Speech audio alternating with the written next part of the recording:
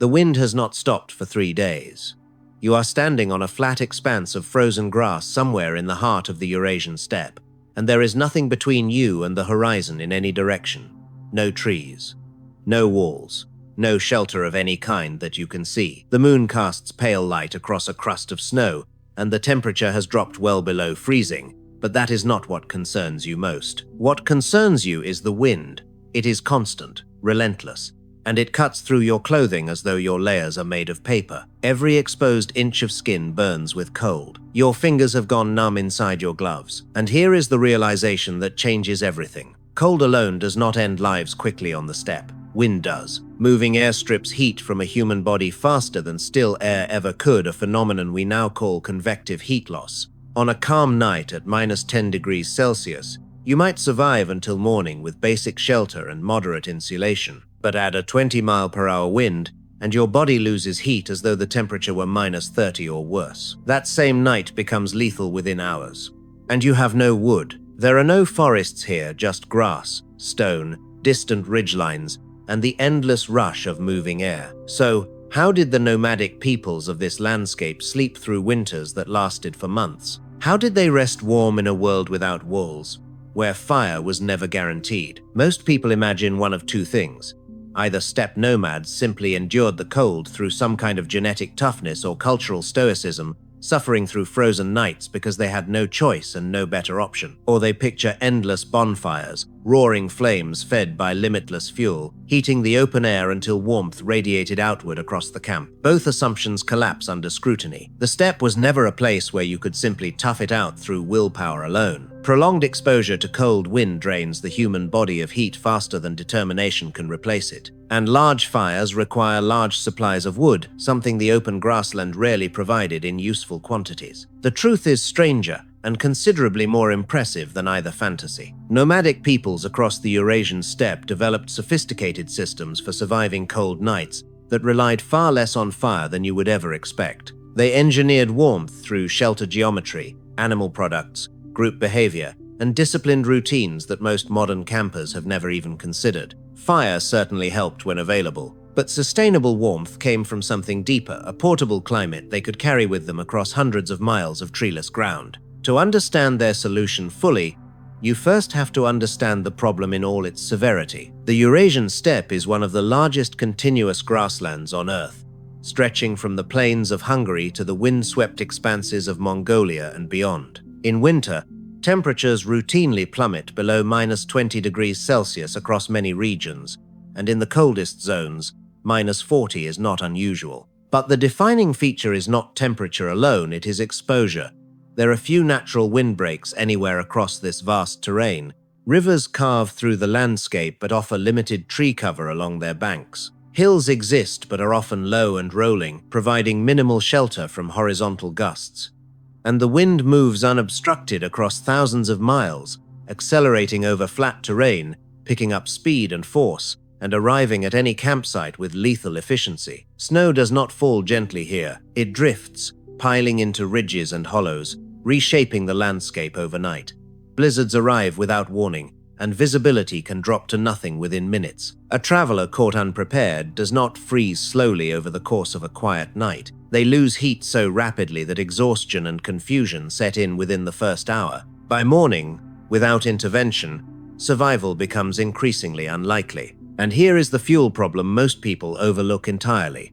On the steppe, wood is not just scarce, it is functionally absent for vast distances in many areas. The famous forests of Siberia lie far to the north. Isolated stands of trees cluster near rivers and in protected mountain valleys, but nomadic herders did not always camp beside water or in sheltered terrain. They followed grazing patterns dictated by their animals, moving where sheep, horses, and cattle needed to eat, sometimes crossing open ground for days at a time. That meant nights spent far from any timber source whatsoever. What they had instead was dried animal dung, collected from their herds of horses, sheep, cattle, goats, and camels. They had tough brush in some areas and dried grasses that could be twisted into fuel bundles. These fuels burn, but they burn differently than wood, faster, cooler, and requiring constant feeding to maintain any useful flame. A dung fire does not produce the sustained roaring heat of a seasoned hardwood blaze. It offers warmth, certainly, but not the kind that heats a wide area for hours unattended. So if fire alone could not guarantee survival through the coldest nights, what could? The answer begins with architecture, and specifically with one of the most effective cold weather shelters ever devised by any human society anywhere in the world. The portable felt tent, known by various names across different cultures, with the Mongolian ger and the Turkic yurt being among the most recognized forms, represents a masterpiece of practical engineering refined over centuries.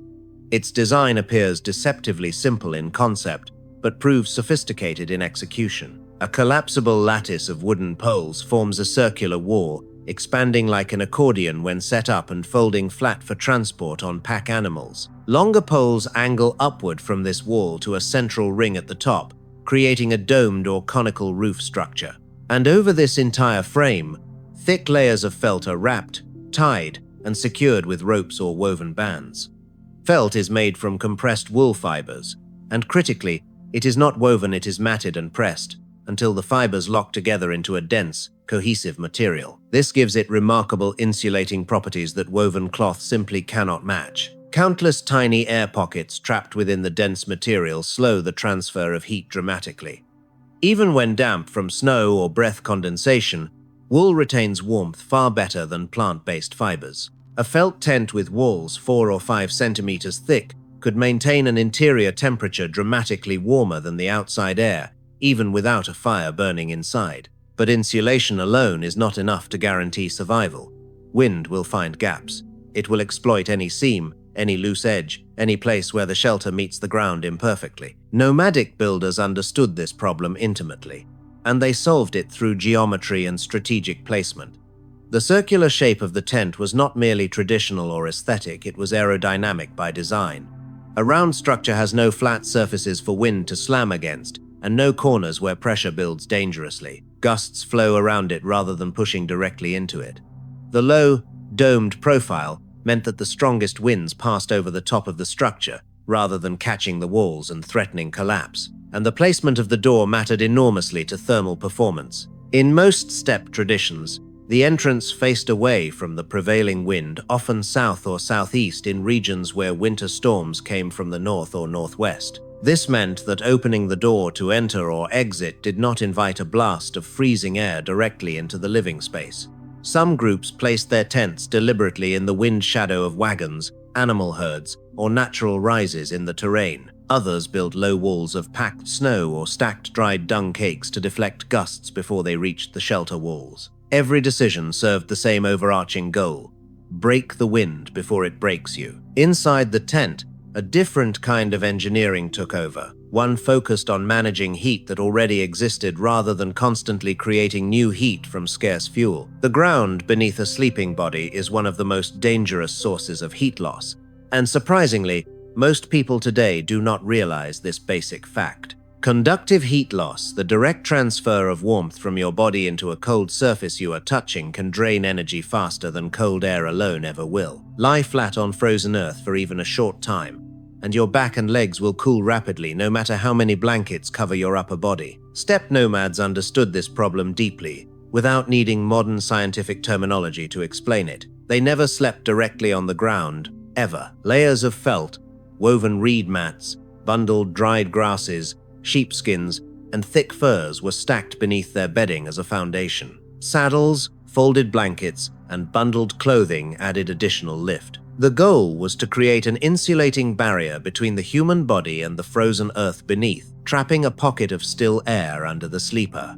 This single practice, lifting the body away from the ground, may have saved more lives across centuries of steppe history than any amount of firewood ever could. Above the ground layer came the bedding itself, and this was no casual arrangement of blankets. Heavy wool blankets, thick fur robes, sheepskin cloaks, and layers of felt wraps were piled on top of and around sleepers in deliberate fashion. The logic was elegantly simple. Trap as much still air as possible around the human body. Still air is a superb insulator because it does not carry heat away efficiently. Moving air wind is the exact opposite, stripping warmth with every gust. By sealing themselves inside multiple layers of animal-derived material, nomads created a personal microclimate around their bodies. Their own metabolic heat warmed the air between the layers, and the insulation prevented that warmth from escaping into the larger space. Wet clothing was removed before sleep whenever possible, because moisture conducts heat away from the body dramatically faster than dry material. Foot wraps were dried, replaced, or loosened to allow circulation. Some ethnographic accounts suggest that venting excess moisture from beneath blankets was a deliberate practice, brief lifts of bedding edges to release trapped humidity before resealing tightly. These routines were not mere comfort rituals, they were survival disciplines. And then there was the heat source that required no fuel at all and never ran out: other bodies. Group sleeping was standard practice across many steppe cultures, not merely for social bonding but for simple thermal efficiency. Several people sharing a sleeping space beneath shared heavy blankets generate significantly more warmth than the same number of individuals sleeping alone. Children, the elderly, and the sick were often placed at the center of sleeping groups, surrounded by healthier adults whose bodies produced more metabolic heat. Families and herding groups slept in deliberate clusters. Sometimes animals were brought inside the shelter in extreme conditions. A few sheep or goats, with their dense wool coats and steady metabolic heat output, could raise the interior temperature of a tent noticeably. Horses and cattle were more commonly kept just outside, positioned as living windbreaks. Their substantial bodies blocked incoming gusts and created a buffer zone of slightly warmer air on the downwind side. Nothing was wasted. Every available source of heat was identified and managed carefully. Small fires inside the tent helped when fuel was available, but they were not the roaring bonfires modern viewers might imagine. Dried dung fires burned in shallow central hearths or, in later periods, in portable metal stoves. Flames were kept deliberately low and controlled, offering enough warmth to take the edge off the coldest hours without consuming precious fuel too quickly. Smoke vented upward through the central ring opening. Some sources suggest occasional use of heated stones, rocks warmed in fire, and brought inside wrapped in cloth to radiate gentle heat without open flame. This required caution but represents fire being used indirectly, stretched and conserved rather than burned freely. What most people miss entirely is the crucial role of food. Warmth is not just a matter of insulation, it is fundamentally a matter of fuel inside the body. Humans generate heat through metabolism, and metabolism requires calories. In cold environments, the body burns through energy rapidly just to maintain core temperature. Without enough food, no amount of felt will keep you warm for long. The internal furnace simply fades. Steppe diets were built around this reality. Meat, dairy, and animal fat formed the core of winter nutrition. Rendered fat was consumed directly. Fermented mare's milk provided dense calories. Bone broths delivered warmth and nutrients together. Eating before sleep was strategic, stoking the internal furnace that would burn through the night. A well-fed body generates more heat. A starving body succumbs to cold regardless of blankets. Now imagine this. The wind shifts at midnight. Gusts that had been sliding past your tent's curved walls now catch a seam at the door flap. Cold pours in. The temperature drops. A child stirs. An elder coughs. Felt walls shudder against their bindings. This was not rare. Storms were unpredictable, and wind changed without warning. The response was not panic, it was protocol. Experienced nomads rose quickly, adjusted ropes, shifted shelter angles if possible. Additional felt layers were draped over vulnerable spots. The door was resecured or weighted. Animals were moved to reinforce the windbreak.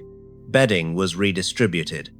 Within minutes, the breach was sealed. The difference between camps that thrived and those that did not often came down to these moments: the speed of response when wind tried to reclaim the interior. Archaeological evidence supports this picture. Excavations have uncovered felt fragments, wool textiles, and animal skin remains across steppe burial sites. Ancient Greek and Chinese observers mentioned felt-covered shelters of Scythian and other nomadic peoples. Medieval travelers like William of Rubruck described Mongolic tents in vivid detail, noting their warmth. Ethnographic studies of later pastoral nomads show continuity in many practices. Specifics varied, no single method was universal, but the logic remained consistent: control wind, insulate from ground, trap still air, conserve fuel, manage body heat as shared resource. What this means is that steppe nomads did not conquer winter by brute force. They did not require forests or endless fire. They built portable climates from wool, hide,